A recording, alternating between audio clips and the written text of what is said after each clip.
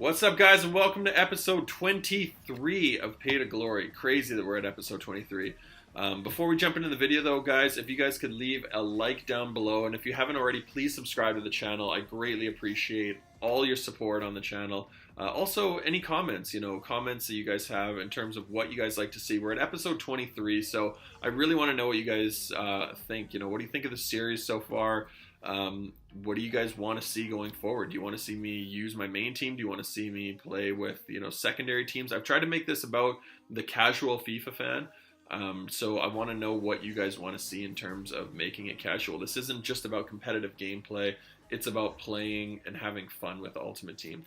So we do play our first FUT Champs games of the entire year in this episode, guys. So what you guys are going to see is 7 of 8 games. Unfortunately, the 8th game corrupted, so I wasn't able to see that. It ruins a bit of the flow in terms of it because there was a real theme that you guys are going to see throughout the course of my games in Weekend League.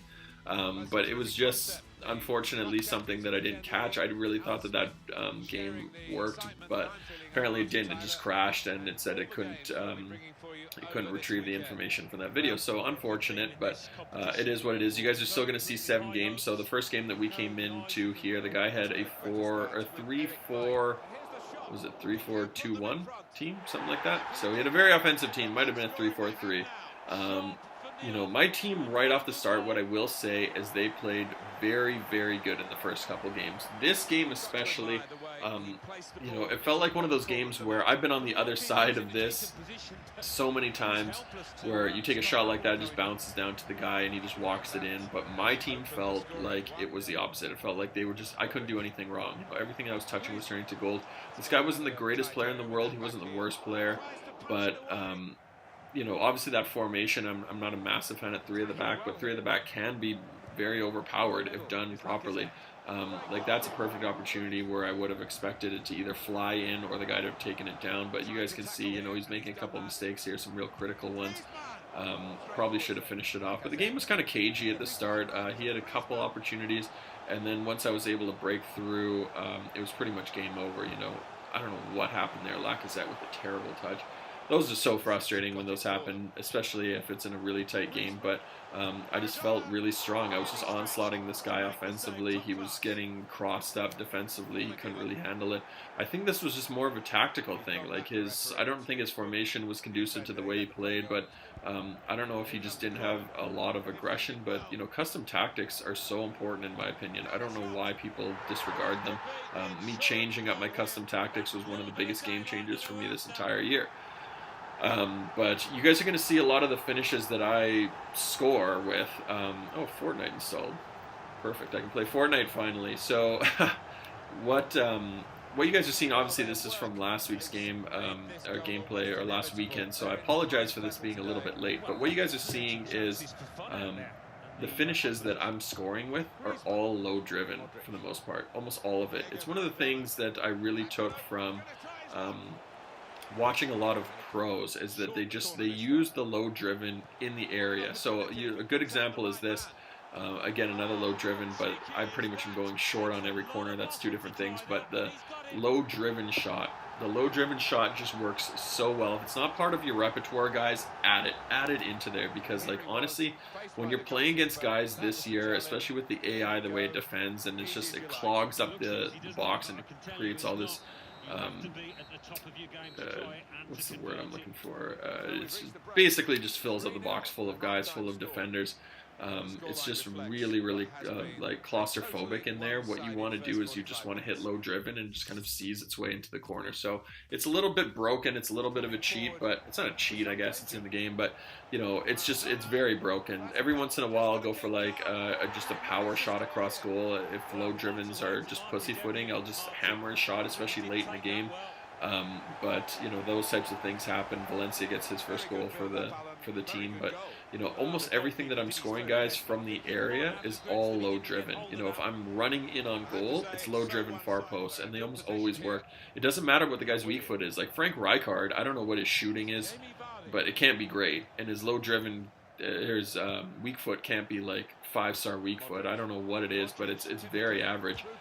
But like that type of shot. Remember that shot for later too, guys. I want you guys to remember that shot. That's Lacazette running, is sort of away from goal, but he's basically on a straight line and just low driven, and he hammers it into the bottom corner of the goal. So look at the amount of pressure that he's got from his keeper, and he just seeing-eyed that. So I want you guys to remember that shot, because there's another instance later in the game where it's really important, and he does the total opposite. He totally screws it up. So those are the types of things that are very frustrating for me, is just the inconsistency of that type of shot. So we're up 5-0.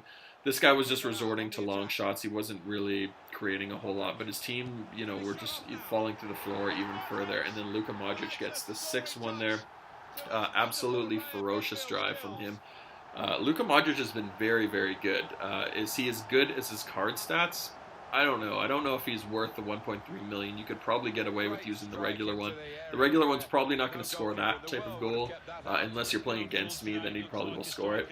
But it was just one of those drives that, you know, that has been one of the things that felt really special about that card. But everything else has just been very, you know, good, but not great. He's a card that I like, but he's just whatever. And then he scores this. I don't know how or what happened here.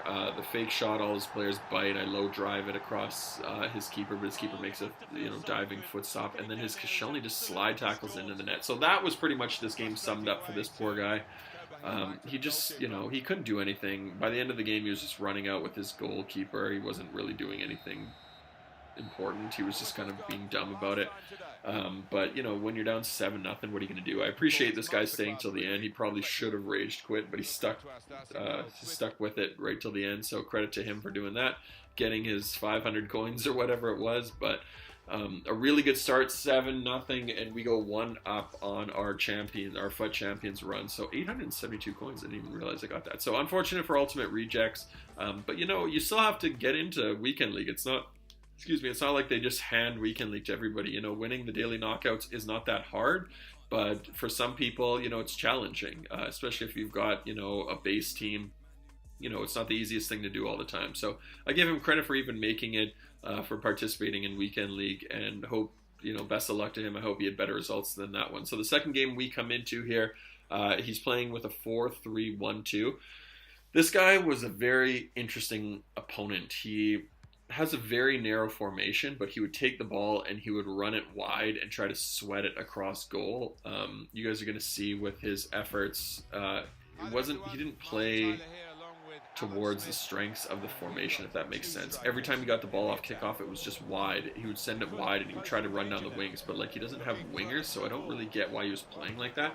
I don't know if that was just, you know, a misunderstanding, but you guys are seeing here, like, it's, you know, down the wing and then cross. That was very frustrating, this goal right here, because I read it perfectly. I knew exactly where he was going to go.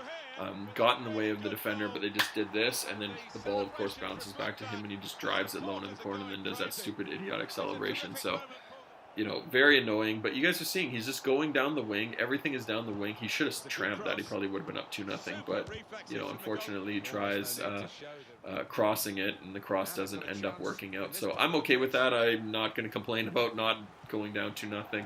And then he starts playing a little bit more up the middle, because I was just defending the wings. I was defending the wings a lot heavier, and I'm glad I did, because this guy was having to go up the middle, and that's probably one of my better strengths, I guess, in my game, is I play a very narrow formation, and I feel very confident playing pretty much almost anybody in a very narrow formation, playing up the middle. It turns into a real chess match. It doesn't make the most interesting FIFA, but I'm okay with that, because I feel like I'll come out on top if I can get them into that. Where I usually break down is when guys play a really effective use of whipping in crosses or driving it across or playing really wide. Because obviously with my formation and my wingbacks being so offensive, you know, I'm going to get burned a lot on the wings. And again, I don't want to tell people how to beat me, but it's one of the things that has definitely been a weakness in my game, is I just have had a hard time really stopping guys who play really wide and use it effectively. When they have to play a lot more narrow, that's when you're in my wheelhouse, and I feel a lot more confident with it. But Lacazette does get the equalizer. It was the 45th minute, but it was low driven near post. It was a very overpowered high percentage shot, so I felt really confident with that. and felt like it was deserved, I guess. I had created enough chances that I was feeling like I would deserve to get back in the game. But after that goal, the game totally changed. The tide of the game, I guess, changed, and I was just a lot more patient. So one of the things that I learned from watching pros is obviously Barcelona just happened this past weekend, or last weekend, and one of the things that I learned from watching a lot of it, and I was listening to Sean Allen, Huge Dragon talk, and he was talking about how after Barcelona he changed to being a lot more patient. What you guys are going to see with me is in the past I was so aggressive with my offense that I would rush at guys, and especially now with the way the game defends. In the past, you'd be able to get away with it because it was so manual, but now with the computer AI being so overpowered and they just stand in front of you and you just run into them. If you try to rush it, you're just running into a wall of defenders and they're just going to dispossess and counterattack. So what I've learned to do is basically just be a lot more patient offensively. This is a bad example of that because I just had to go and I just really wanted to have a rip there. But you guys are just seeing just a lot more patience with the ball. I'm just holding off, waiting for guys to change players. It's actually one of the downsides with or with players being able to have their icon being seen and who they're controlling, because I can see when the guy switches. So just like the computer does, I like to hold, wait till he switches, because that player will have a slight delay. He's not going to take it in stride. He's going to probably stop when the player switches, and that's when I play that through ball. Gives him enough of a head start that he can just hammer another shot through. So again, another opportunity where I want you guys to see Lacazette coming through, hammering it through far post. So I don't know if it's just because he's up, because I'm up 3-1 or 2-1 or whatever it is. In the other game I was up like 4-5-0, but he's just stepping in and hammering those shots. So those are very important for later on in the episode. So again, back to the actual game. Just being a lot more patient with my attacks, and it definitely paid off. Also, another thing that I learned from watching the professionals was learn when to, one, make subs, and two, make changes. So you guys are going to see, I'll point it out, but later in the episode, there's a game where I have an opportunity to make a change, and I didn't. I stuck with my current formation and ended up actually hurting me. So it was a real learning lesson for me in the game. So as we come up into this third game here, this guy's got a 4-3-3, very attacking, very team of the week oriented French league squad. So very rare. You don't see too many French league squads. And then he's just got Koscielny and Varane, because I guess there aren't really too many great center backs, I guess, in Liga. I mean, you got Thiago Silva, but this guy wasn't actually that bad. He kind of would wiggle through.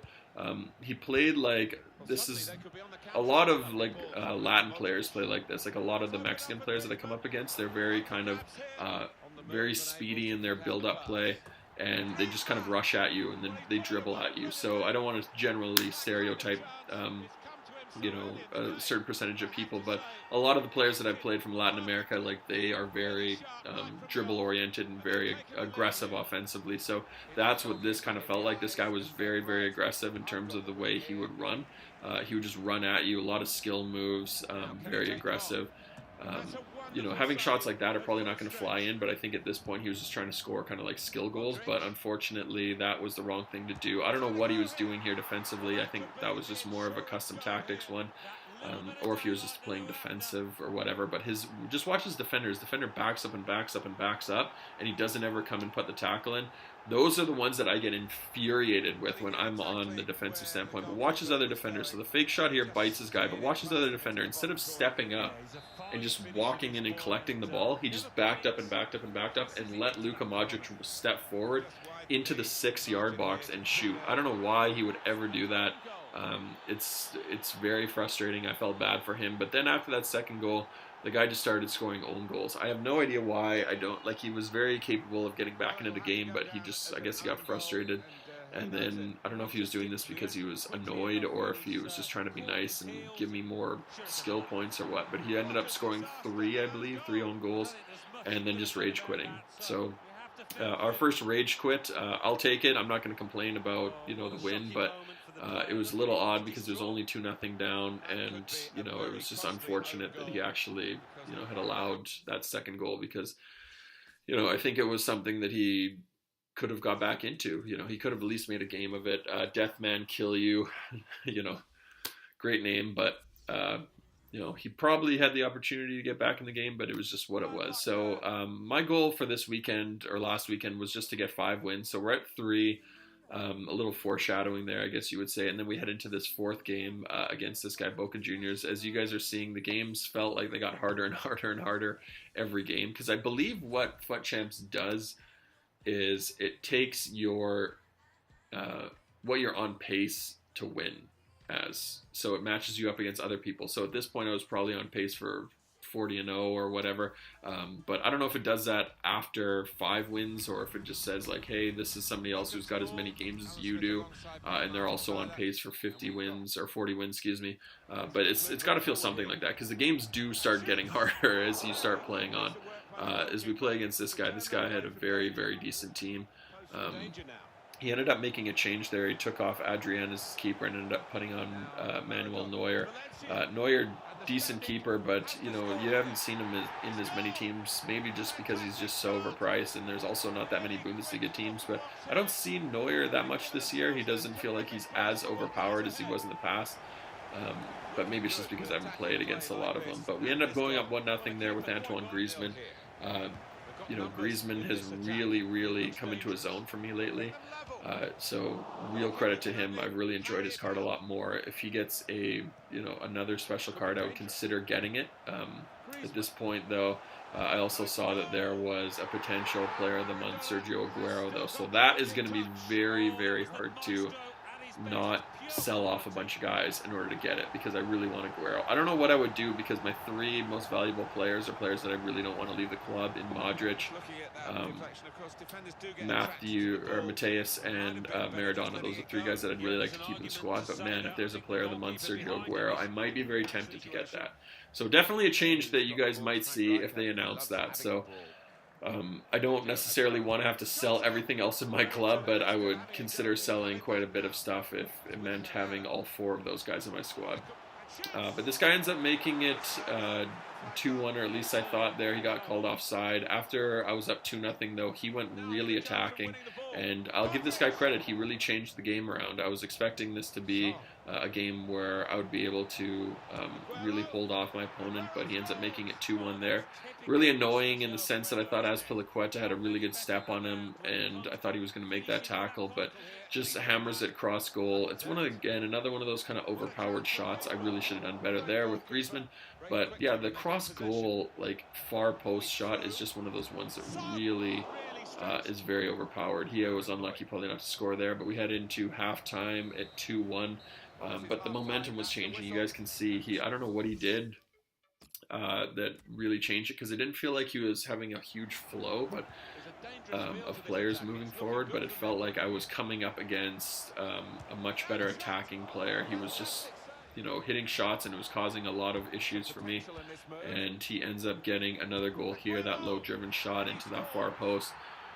And I was just, I was thinking, man, here we go. Like, am I letting this slip? Because I haven't let too many leads slip. I've been pretty good about, holding off opponents that I'm in the lead, especially, at 2-0. I was expecting myself to do better. I really thought I had a third there with Maradona, but unfortunately Maradona misses it, and then I believe he scores here. I really bit on that. That was just poor defending on my part. I'm not blaming the game. This felt like a really good game. It felt like a really back and forth game, but I would just poor defending on my part.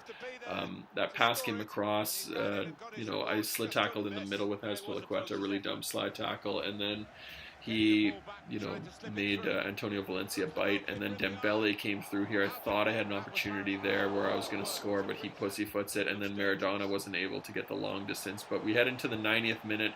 I never score 90th minute goals unless I'm just, unless the game's, out of reach for the opponent. I'll maybe sometimes get like a 4th or 5th to make it like 4-5-0 or whatever. But the tying 90th minute goal never happens for me. Obviously, this was a 90th minute goal because in other minutes, his defenders would have just came and clattered me. I had way too much room and time to get that shot off. His defenders just stood there like robots. And really unlucky on his part, but I was also very proud of myself at the same time too. I'm sorry because I know it's 90th minute. I know it's cheese, guys. Don't be mad at me. I just thought I deserved that goal. So You know, I was really pushing for it, and I was really happy with the fact that I was able to tie it up because I thought, you know, tie was deserved. Unfortunately, there's just no ties in FUT Champs, and I was able to make it 4-3 here late in the game for the good guys. So Maradona again, you know, so good. We ended up bringing in a couple subs, Charisma there, but like that Maradona finish near post, I was more than happy with that. Ball comes through, and he basically just finished it high to the near post. Usually not a shot that I would take. You guys know that, you know, I was saying that I normally take shots like low driven just like that, and I thought I had made it 5-3, but when you don't see the score change, you know it's offside. But unfortunately for this guy, you know, he really didn't have the momentum. It looked like he was just rattled after, you know, the second half there, and I was just playing a lot better FIFA. I pretty much held, you know, the ball for essentially the entire game in extra time there, and he was just not able to get anything going. You know, I just owned the entire extra time there, so I was really happy with that result.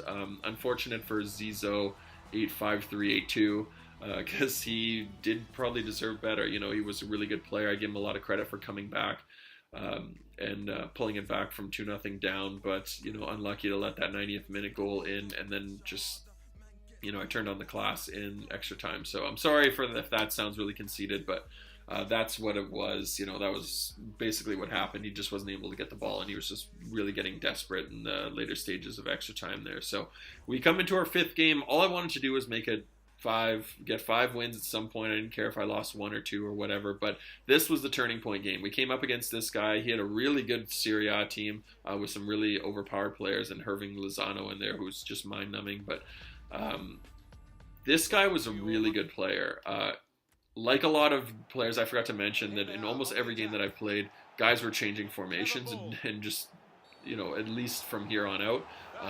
This guy was no exception. He went to a 4-2-3-1, which was his intention the whole time. And as you guys are seeing, the first clip is in the 22nd minute, because when he went 4-2-3-1, it just turned into a chess match. It was just, everything was just right in the middle of the field. Like, there wasn't any efforts. There wasn't anything exciting. It was just, like, it felt like there was 1,000 players on the field. Like, it just felt like the field had shrunk and we're playing on a mini field and there was too many players.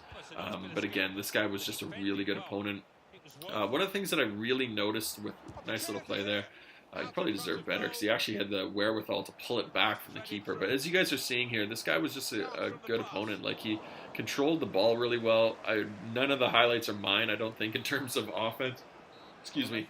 And that's just because he just defended. He was just, you know, stifling defensively. Like, I just couldn't break anything down.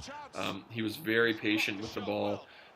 And as I was kind of alluding to earlier, he just held the ball. That was a really nice play in terms of the creation. A little bit of a cheesy finish, but just like that, he would hold the ball using shield and almost every time he got the ball. So he was just so hard to break down. I don't know how he did it. It's something that the pros definitely do a lot better than other players, is they just understand how to use shield. Again, another opportunity where he just used shield, made that turn and that low driven, and that was pretty much the gist of the game summed up right there in one play. He would get the ball, he would shield, and my players just couldn't get the ball away from him. Everything he did was shield. I don't know if he's tapping it or if he's holding it or what he's doing, but by this point too, my players are not making tackles. You guys are seeing there, like, they're just playing really stupid. And that's okay. I mean, at this point in the game, you know, when you're up, he deserved to be up even further. But I was actually quite resilient defensively. But my players just weren't making passes anymore. They just started to fall through the floor. And you guys are seeing here, like, that's a really, you know, indicative sign that your team is falling through the floor when they start doing that lunge collect. And that shot was scuffed, but that was just the game saying this guy needs a goal. So I was happy to finally get one on the board. But you guys are seeing here, just like every 50-50, like, I don't know if it was because he was holding shield or if it was the game doing it, but his team just, I couldn't get the ball off of it. Like, he would just get it and hold shield and maneuver his players and then hit past shield again. And everything was just so hard to you know, dispossess him. So franchise 60, full credit to him. Very good player. I'm not complaining about the loss. You know, he was a better player on the day and probably a much better player than a lot of people that I've played, so he was very deserving of the win. I have no complaints about that. I don't mind losing to a better player, but that was a real turning point. So what you guys are going to see in the next couple games is, I've been saying for a long time that I just feel like morale's in the game. Talking to Nick about this, him and I were discussing the fact that we just feel like morale still exists in there. Like this guy we come up against got a 4-3-3, very random team. He's got a couple 75 rated guys in there. He's got Iker Casillas. Not like a great team. He's got a couple real meta players in Ben Yedder and Inaki Williams and guys that are really annoying to play against. But this was a game that I really felt I should have won. And no offense to this guy, he wasn't a bad player by any means, but I did feel like I was, the better player of the two in general, and my team was really well put together. Like, it was a very overpowered team. But, I'm sorry to say it. You guys can say that I'm just being a big baby about it, but in this game, I just felt like I was just, you guys are going to see it, like just some of the dumb stuff that was happening. I don't even know how to describe it. When you go down, like with my belief in morale is that when you go down and you lose to somebody, your team starts falling through the floor and it gets amplified by every loss that you take. And I don't think it's a coincidence that you see guys tend to lose in clusters. I really feel like morale is in the game just because teams just play really poor. Back to back to back, they'll just start playing bad and they'll start making dumb mistakes. Like I got caught offside so many times in this game. You'll make a pass and your player will be standing offside, or as soon as you hit pass, they kind of just do a little step back before the ball releases. That type of thing. Like that was the pass. Maybe not taken that well in my part, but like a lot of the time, Mateus would have taken that in stride and at least he didn't even have to score, but at least taken it in stride and hit it standing up. Instead, he let the ball kind of roll away from him, and then he scuffs this weird shot that just kind of pussyfoots like across goal. It was really bizarre. And then this guy scores this. My team just broke wide open, allowed his player to walk right through the middle. It was just small little things. I'm just hitting posts. My players are going offside. My defenders are overcommitting to one side. Like, look at the gap that it created here.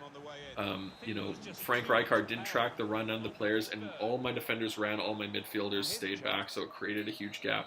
It was just things like that. They weren't intercepting passes. It was just annoying. It was just really annoying things that were happening over and over and over. And this guy essentially kind of had two opportunities that, he took advantage of. I thought I had another one here, but again, Lacazette just dropped back. He fell into the offside, so when I hit pass, it delayed it a little bit just so he could step into an offside position, and my players got caught offside. I don't even think I had any offsides in my first couple games, before I took that loss. And then all of a sudden my players just fell through the floor. They're running into each other. They're falling over each other. It was just really dumb things happening left and right. Again, another pass here that I thought he was going to take in stride. And of course he underhits the pass. The defender knocks it up, and it bounces off of Lacazette right into the keeper's hands. So it was just dumb things that were happening. Like, you guys can call me a baby and say that I'm making excuses, but I'm telling you, like, just, the team was just playing different. It wasn't a loss. I don't mind losing. I don't get upset at losses.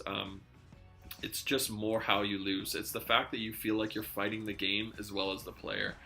And after this, the next game was even worse. It was just more of the same. And you'll get the odd goal here and there, but it's just overall you're fighting the game so much. Like, I can tell you from that 7-0 win, my team was the opposite. They were getting the advantage and they were playing crazy. And this guy, whether he was a good player or not, his team was potentially the one having those issues. So as we come up into the third game, this guy's got Mark Overmars and Peter Schmeichel, but he's got just a 4-4-2 Serie A squad. A very overpowered Serie A squad, so a very good team on paper. And not a bad opponent. What you guys are going to see here, though, is just a lot of frustration from my standpoint. Like, tackles that are just bouncing back to him. Like, in those first couple games, my defenders were playing really, really overpowered. And here's a perfect example that I was talking about earlier. Lacazette walks in, low-driven, that would normally go in the net. Instead, it bounces off the post. Sure, posts happen here and there, but is it a coincidence that, my team's, in my opinion, got that morale down or whatever? Like, defensively also, they're just letting, like, that was a nice little build-up play from this guy, but, Eric Bailly, again, doesn't put the body in. I'm sitting there smashing physical, like smashing the tackle, and for him to body him, and just nothing was happening here. The low driven's still broken though. That was the only shot that would have worked, so I was happy scoring that. In these types of situations, I just had to really max out the power and just low drive that shot, and that's maybe something that I just need to learn in the game. I know I'm just being a whiny baby, but there are ways to get around it. Those are the types of things that pros do. You know, they understand when the game's working against them, but they know how to get around that stuff because they know, okay, I'm not going to score low driven with regular shot power. I'm not going to score across goal. I know the elements that are very high percentage. So that's the things that I do need to learn, that I need to incorporate into my game in order to get better is, unfortunately, this is the best way I can phrase it, is learn when the game is screwing you and understand how to get out of it, you know, and that's probably the best way of me putting it. Like, nice little give and go there, but, you know, Dybala's weak foot, a right-footed shot with his weak foot, he ends up making it 1-1.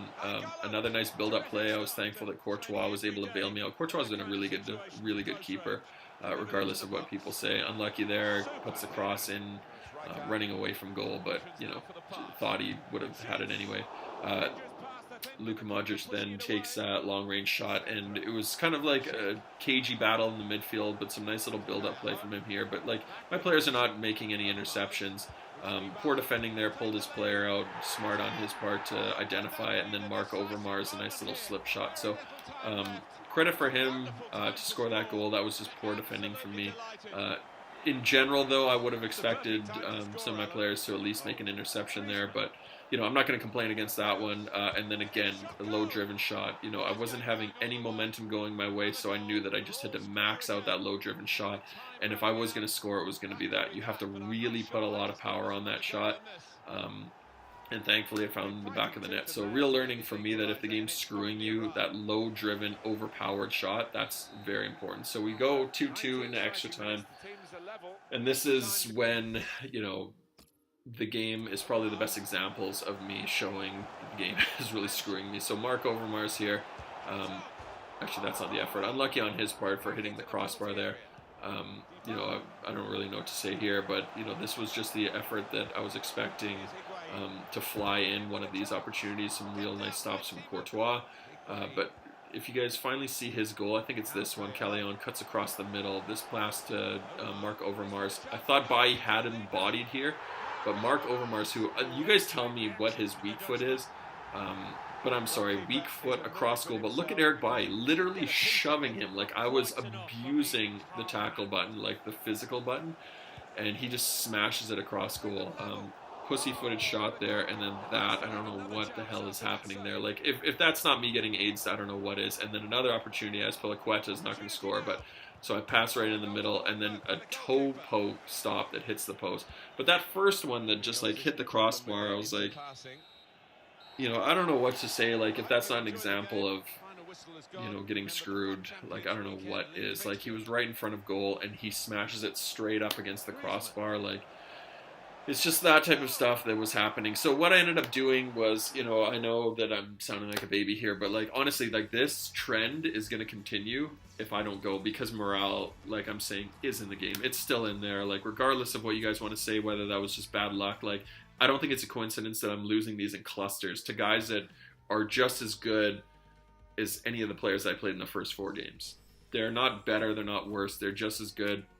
Maybe it's bad luck, but I don't think it's a coincidence that I was winning 4 on the hop and then lose consecutively. My team just felt worse and worse and worse every game. So what I did is I went and played the computer, ended up beating the computer, like smashed it in some, ended up smashing the computer in some offline game, like whatever, 10-0 with my main team, get their morale back up, and then I went right back into FUT Champs and ended up crushing a guy 4-1. And the guy, I can tell you for a fact, he wasn't a bad player. I don't want to say crushed him, but I was up 2-0. My team was just, you know, playing really smooth. They felt like a totally different team. They didn't feel like they were stuck in mud. They weren't getting caught offside. They were finishing things. Lacazette played a hell of a lot better. I went up 2-0. He ended up pulling one back. And then I ended up scoring 2 more that were just like, they were just pinging the ball around. It just felt so much better. So if you guys are, you know, if you guys go into like a losing streak like that, I recommend going offline. A lot of people say, oh, go offline and just try, to change your momentum around and, take a break, I guess you'd say. But to me, it has nothing to do with the break. I don't think you play any different. Maybe if you're rattled, you start making bigger mistakes. But honestly, if you're playing FIFA just concentrating and you're just losing, there's something going on in the game code that's affecting that. So what I recommend is go play offline, get your morale back up, and then go back in and play it. So call me neurotic, but for me, it works, man. It works every time. So if it's a coincidence, it's a coincidence, but I really don't think it is. So go back in there, play offline, go back into the game, and your team will just feel rejuvenated. So what you guys are seeing here, just to finish off the video, I apologize for that 8th game not being on there, but you guys are seeing my squad battle rewards for the week. We didn't obviously pack anybody good, but we did get a couple shadow cards there, so I was really happy with that. And I will get my bronze 3, my 5 wins that we were able to get. So you guys let me know what you think you want to see for the upcoming episodes. If you guys liked the FUT Champs gameplay, please let me know. I'd be more than happy to play a couple more FUT Champs games when I can. I actually had a lot of fun playing it, so you guys let me know, especially now with the patch in there. It should be a lot of fun. So until next time, guys, until episode 24, take care. Peace.